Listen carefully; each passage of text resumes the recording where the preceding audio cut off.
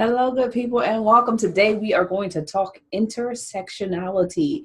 Intersectionality and understanding, are we oppressing other people without even knowing it because we don't consider intersect and how we are defined by different elements of who we are.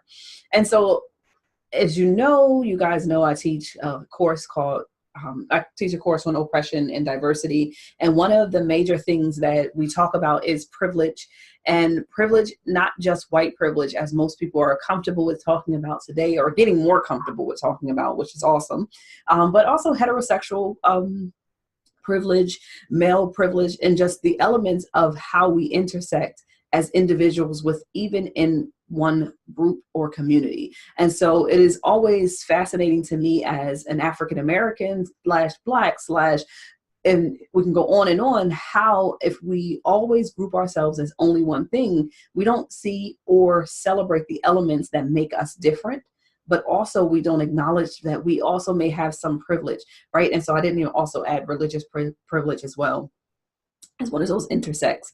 And so when we think about intersectionality, we think primarily nowadays about sexuality. However, there are so many elements to being a woman, a Black woman, a woman of color, and then understanding that parts of who you are have privilege that others within our groups may not automatically have. And so I'm going to really I'm not going to assume that any of us are knowingly oppressing other populations. However, I'm going to just give you some things to remember as you navigate this world. And so the first thing I would say, understanding gender, understanding that gender is fluent, and it does not all mean that it will look masculine or feminine, and that there are some areas and there are some levels of femininity and masculinity in everyone, and how we represent or see ourselves in this world does not always have to meet the traditional or stereotypical roles of either one or the other. The second area, so that's gender. The second area is religion. And I'm always remember, if you're watching this in other countries, that I am primarily talking about the US. And so the primary culture is Christian in terms of religion. And regardless of if you are Christian or not, and you are going to possibly be offended by this, it is easy for you to make the assumption that others believe as you if they come from certain groups. So when you go to Black events and they start to pray, and they automatically do things like say, "Thank you, Jesus," when there might be someone in the room who is Muslim, Buddhist, has no affiliation at all with religion, atheist. And what we do is we automatically forget that there is a religious privilege that makes the assumption that everyone believes like I do, and therefore it is acceptable for me to assume and also act a certain way around all people that I believe this way. So that's gender. Religion. Which other one can I take? Well, obviously we know culture. Nowadays we know very simple things, as simple as white privilege, me, as simple as starting off this discussion with things like nude and nude stockings. These are some of the things that you take for granted, where you say something is nude color makeup and it doesn't meet half the shades of this actual country. More than half the shades of this country when it comes to being an actual nude color, but you make the assumption that if I buy a pair of nude stockings, it's actually going to match my skin tone. That's just a very generic example. So that's white privilege, or the privilege of color, we should say. And then we can also do that amongst even brown skinned people, where we have colorism. And I am not going to get into that because I did an entire video on it. If you're interested, you could I'll actually leave it as a link and you could check it out. So we did gender, religion, trying to think, race a little bit, just a simple example. What other intersect can I do?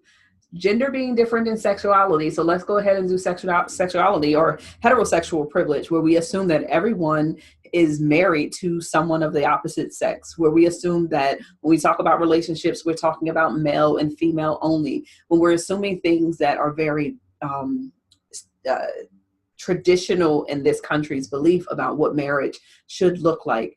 And what we do is we actually will say things like, when we see someone has a ring and they're a female, oh, I didn't know you were married. What's your husband's name? Not realizing that I could be married to a female. I could be married to a transgender. I could be married to someone who is not an actual husband by the title or male by title. And so it becomes extremely important for us to start to acknowledge that without even knowing, there are some oppressive language and discussions that we might have in front of other people that could be offensive.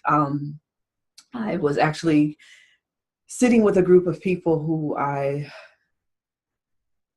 going to stop right there because I assumed that they would have better knowledge in some areas related to intersect. And because of their background professionally, I assumed, again, my own assumption, thinking that your professional beliefs would automatically mean that you are aligned with understanding intersectionality and understanding it in a way that celebrates as much as possible those and acknowledges as much as possible those who may be within different groups than ourselves. And I was very shocked to hear the discussion drift until I had to basically kind of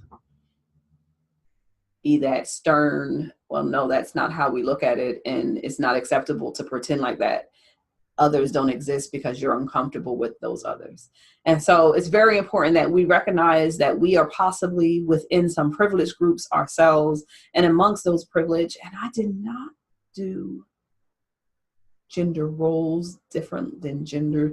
Anyway, I can go on and on about this discussion, but I really wanted to make the point that we have to acknowledge our own selves as individuals within groups that has layers of identities within ourselves, and that because that is true for us, that is also true for others. And it is our goal to hopefully not just to acknowledge, but to celebrate that we are different, which does not mean that we are wrong.